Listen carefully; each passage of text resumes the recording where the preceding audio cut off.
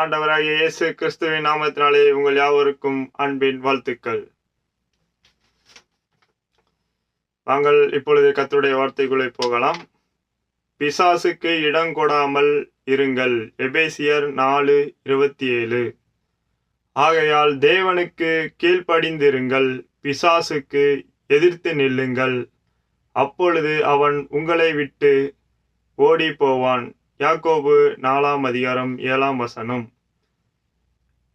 நம் கர்த்தராகிய இயேசு கிறிஸ்து சொல்கிறதாவது, கவலைப்படாதிருங்கள், பயப்படாதிருங்கள், கலங்காதிருங்கள், எப்பொழுதும் சந்தோஷமாயிருங்கள். நாம் இயேசுவை பின்பற்றுவதால் எந்தவித கவலைகளோ எந்த பயமோ நம் சரீரத்திலோ நம் உள்ளத்திலோ இருக்கக்கூடாது.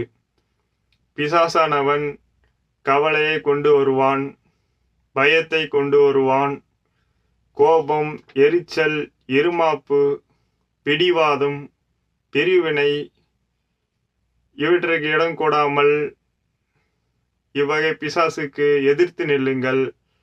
நாம் கர்த்தரை பின்பற்றுவதால் எப்பொழுதும் சந்தோஷமாயிருங்கள். மீண்டும் கர்த்தர் சொல்கிறதாவது, சந்தோஷமாயிருங்கள், எப்பொழுதும் சந்தோஷமாயிருங்கள், கர்த்தர் மகிமைப்படுவார். நீங்கள் கவலைப்பட்டால் பிசாசானவன் சந்தோஷப்படுவான். நீங்கள் எரிச்சலடைந்தால் பிசாசானவன் சந்தோஷப்படுவான். நீங்கள் இருமாப்பாகவும் கோபமாகவும் எரிச்சலாகவும் இருந்தால் பிசாசானவன் சந்தோஷமாக இருப்பான்.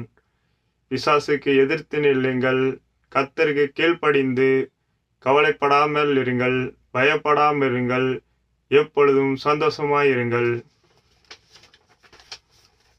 இன்றைய வார்த்தையை கேட்ட உங்கள் யாவரையும் கர்த்தர் தாமே ஆசீர்வதிக்கவே ஆசீர்வதித்து பெருகவே பெருக பண்ணுவார். விசுவாசிங்கள். மறக்காமல் உங்களது சப்ஸ்கிரைப் செய்து விடுங்கள். லைக் பட்டனை லைக் செய்து விடுங்கள். இன்றைய கருத்து கர்த்தருடைய வார்த்தை உங்களுக்கு பிரயோஜனமாக இருந்தால் உங்கள் நண்பர்களுக்கு ஷேர் செய்யுங்கள்.